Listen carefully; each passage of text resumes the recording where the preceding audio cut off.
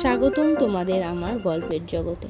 প্রতিদিন রাতের নিস্তব্ধতায় কিংবা ব্যস্ত দিনের শেষে এক কাপ চায়ের সাথে শোনো এক টুকরো গল্প। প্রেম, রহস্য, ভৌতিক কিংবা জীবনভিত্তিক সব ধরনের গল্প থাকছে তোমার জন্য আমার কণ্ঠে। গল্প যদি ভালো লাগে চ্যানেল সাবস্ক্রাইব করে পাশে থাকো। আজ আমি তোমাদের শোনাবো শরৎচন্দ্র চট্টোপাধ্যায়ের ছোট গল্প আঁধারে আলোর পর্ব ৩। রমণী যে প্রত্যাহ অতি প্রত্যুষে গঙ্গা স্নান করিতে আসেন সত্যতা বুঝিয়া লইয়াছিল। এতদিন যে উভয়ের সাক্ষাৎ ঘটে নাই তাহার একমাত্র হেতুপূর্বে সত্য নিজে কতটা বেলা করিয়াই স্নান করিতে আসিত। জাহ্নবীতটে উপর্যুপরি আজ ৭ দিন উভয়ের চারি চক্ষু মিলিয়াছে, কিন্তু মুখে কথা হয় নাই। বোধ করি তার প্রয়োজনীয় ছিল না, কারণ যেখানে চাহনিতে কথা হয় সেখানে মুখের কথাকে মুখ হইয়া থাকিতেই হয়। এই অপরিচিতা রূপসী যেই হোন, তিনি যে চোখ দিয়া কথা কহিতে শিক্ষা করিয়াছেন এবং সে বিদ্যায় পারদর্শী সত্যতা অন্তর্যামী তাহা নিভৃতে অন্তরের মধ্যে অনুভব করিতে পারিতেছিল। সেদিন স্নান করিয়া সে কতকটা অন্যমনস্কের মতো বাসায় ফিরিতেছিল। হঠাৎ তাহার কানে গেল, একবার শুনুন। মুখ তুলিয়া দেখিল রেলওয়ে লাইনের ওপারে সেই রমণী দাঁড়াইয়া আছে। তাহার বাম কক্ষে জলপূর্ণ ক্ষুদ্র পিতলের কলস, দক্ষিণ হস্তে সিক্ত বস্ত্র। মাথা নাড়িয়া ইঙ্গিতের আহ্বান করিলেন। সত্য এদিক ওদিক চাহিয়া কাছে গিয়া দাঁড়াইল। তিনি উৎসুক চক্ষে চাহিয়া মৃদুকণ্ঠে বলিলেন, আমার ঝি আজ আসেনি, দয়া করে একটু যদি এগিয়ে দেন তো বড় ভালো হয়। অন্যদিন তিনি দাসী সঙ্গে করিয়া আসেন, আজ একা। সত্যর মনের মধ্যে দ্বিধা জাগিল, কতকটা ভালো নয় বলিয়া একবার মনেও হইল, কিন্তু সে না বলিতেও পারিল না। রমণী তাহার মনের ভাব অনুমান করিয়া একটু হাসিলেন। এ হাসি যাহারা হাসিতে জানে, সংসারে তাহাদের অপ্রাপ্য কিছুই নাই। সত্য তৎক্ষণাৎ চলুন বলিয়া উহার অনুসরণ করিল। ২-৪ পা অগ্রসর হইয়া রমণী আবার কথা কহিতে লাগিল। ঝির অসুখ, সে আসতে পারলে না, কিন্তু আমিও গঙ্গা স্নান না করে থাকতে পারি নে। আপনারও দেখছি তো এ বদভ্যাস আছে।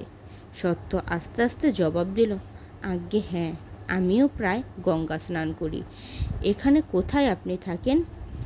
চোরাবাগানে আমার বাসা। আমাদের বাড়ি জোড়াসাঁকোয়।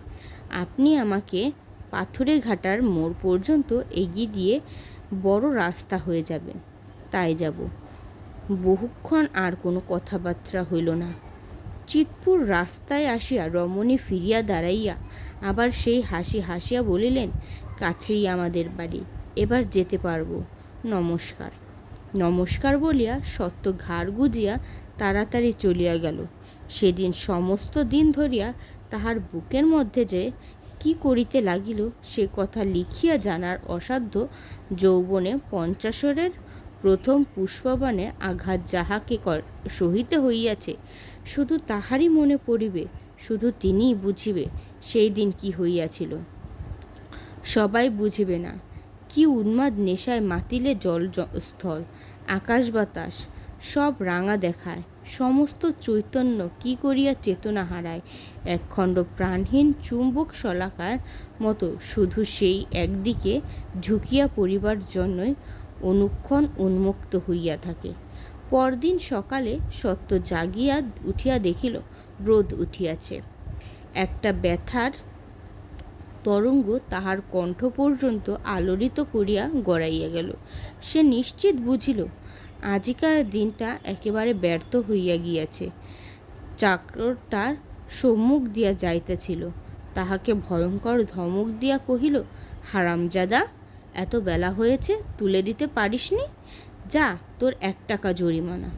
সে বেচারা হতবুদ্ধি হইয়া চাহিয়া রইল। সত্য দ্বিতীয় বস্ত্র না লইয়া রুদ্ধমুখে বাসা হইতে বাহির হইয়া গেল। পথে আসিয়া গাড়ি ভাড়া করিল এবং গাড়োয়ানকে পাথুরে ঘাটার ভিতর দিয়ে হাঁকাইতে হুকুম করিল। রাস্তার ২ দিকেই প্রাণপণে চোখ পাতিয়া রাখিল। কিন্তু গঙ্গায় আসিয়া ঘাটের দিকে চাহিতেই তাহার সমস্ত ক্ষোভ যেন জুড়াইয়া গেল। বরঞ্চ মনেই হলো যে আকস্মাৎ পাথরের উপরে নিক্ষিপ্ত একটা অমূল্য রত্ন কুড়াইয়া পাইল। গাড়ি হইতে নামিতেই তিনি মৃদু হাসিয়া নিতান্ত পরিচিতের মতো বলিলেন, এত দেরি যে? আমি ৮ ঘণ্টা দাঁড়িয়ে আছি, শিগগিরই নিয়ে নিন, আজও আমার ঝি আসেনি। ১ মিনিট সবুর করুন বলিয়া সত্য দ্রুতপদে স্থলে নামিয়া। সাঁতার কাটা তাহার কোথায় গেল? সে কোনো মতে গোটা ২-৩ ডুব দিয়া ফিরিয়া আসিয়া কহিল,